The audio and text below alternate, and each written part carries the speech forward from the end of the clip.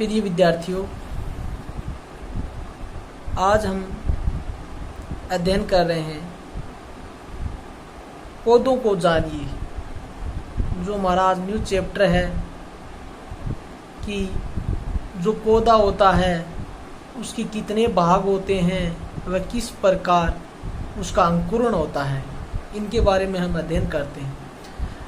जैसे हम वर्तमान में जो खरीफ की फसल है उसकी कटाई कर रहे हैं और उसके बाद जैसे ही हम 10 अक्टूबर के बाद लगभग रबी की जो फसल है, जैसे चना है, सरसों है, गेहूं है, इसकी क्या करेंगे, बुआई करेंगे। तो सबसे पहले हम क्या करते हैं, उत्तम किस्म के बीजों का चयन करते हैं कि जिसकी उत्पादन क्षमता क्या हो, अधिक हो, प्रति हेक्टर उत्पादन क्या हो, अधिक हो और अधिक स्वस्थ बीज होना चाहिए। तो जैसे हम बीजों की बुआई करते हैं, जैसे हम चनों की बुआई करते हैं, तो आप देखते हैं कि जैसे हम बुआई कर देते हैं 2-3 दिन बाद आप देखते हैं कि मिट्टी को अलग करके जैसे आप चने को बाहर निकालते हैं तो आपको 2 तंतु दिखाई देते हैं। एक तो क्या है, प्रकाश की दिशा की ओर वृद्धि करता है और एक क्या करता है, प्रकाश की विपरीत दिशा की ओर वृद्धि करता है। या एक तो गुरुत्वाकर्षण की ओर गति करता है और एक गुरुत्वाकर्षण की क्या करता है, विपरीत गति करता है। जो प्रकाश की दिशा में गति करता है उससे तो तने का निर्माण होता है, उसको परांकुर कहते हैं। जो प्रकाश के विपरीत दिशा में, अंधेरे में गुरुत्वाकर्षण की दिशा में जो वृद्धि करता है उसे मूलांकुर कहते हैं। जैसे आप चने के बीज को उखाड़ कर देखेंगे तो आपको 2 फिलामेंट्स, 2 तंतु दिखाई देंगे। एक तो क्या है, जड़ का निर्माण करेगा जिसको मूलांकुर कहते हैं, और एक तने का निर्माण करेगा जिसे परांकुर कहते हैं। अब देखो, जो परांकुर होता है, मुख्य रूप से पौधे के 2 भाग होते हैं, जड़ और तना।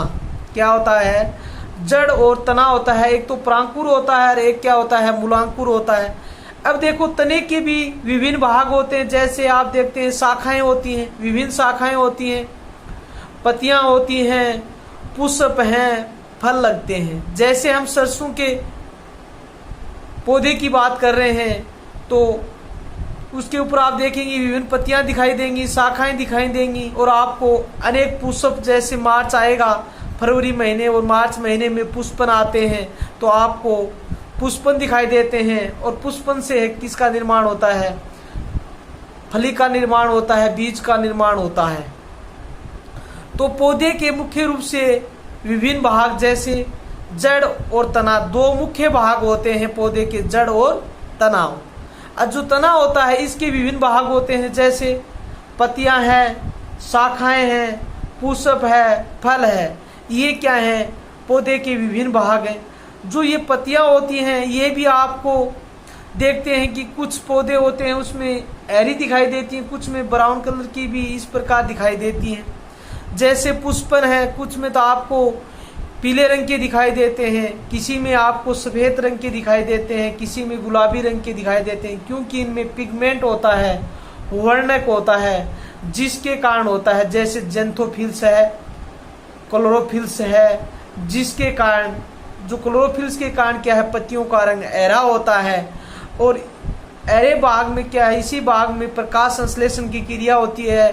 सूर्य के प्रकाश की उपस्थिति में क्लोरोफिल्स, कार्बन डाइऑक्साइड, जल, ये जो कच्चा मटेरियल है और इनको ग्रहण करके जो पत्तियां क्या करती हैं, प्रकाश संश्लेषण की क्रिया करती हैं। और प्रकाश संश्लेषण की भी क्रिया भी 2 प्रकार की होती है, प्रकाशिक अभिक्रिया और अप्रकाशिक अभिक्रिया, जो आप उच्च कक्षा में अध्ययन करेंगे। तो जो प्रकाश संश्लेषण की क्रिया होती है, जो हरे भाग होती हैं वहाँ पर होती है, इसलिए जो पत्तियां होती हैं उनको पौधे का रसोईघर कहा जाता है, क्योंकि इन्हीं भाग में क्या होता है, भोजन का निर्माण होता है।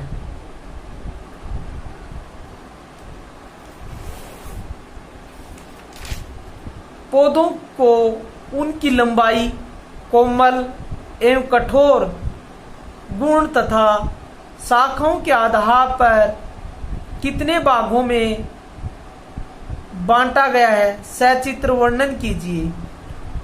उपरोक्त आधार पर पौधों को 3 वर्गों में बांटा जा सकता है। शाक जो कम लंबाई के होते हैं पौधे, जैसे घास है, गेहूं है, बथुआ है। शाक ये कम लंबाई वाले पौधे होते हैं। इनके तने कोमल तथा शाखाएं छोटी होती हैं, जैसे गेहूं है, बथुआ है, चना है, मटर है इत्यादि।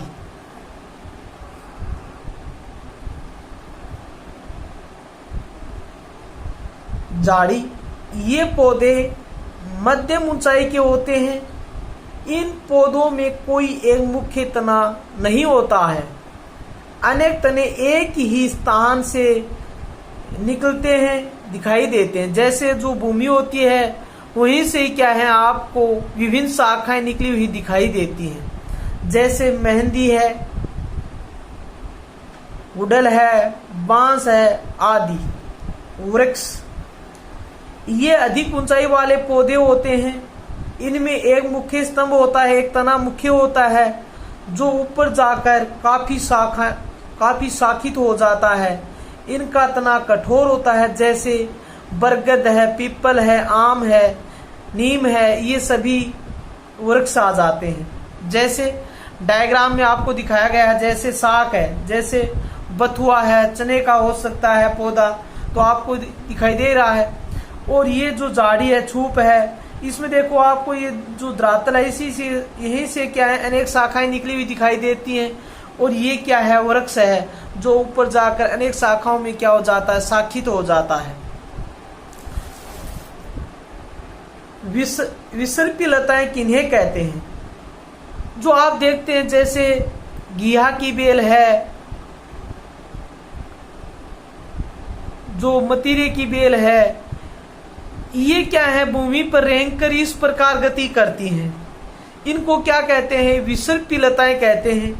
ऐसे पौधे जो भूमि पर रेंग कर आगे बढ़ते हैं विसर्पी लताएं कहलाते हैं।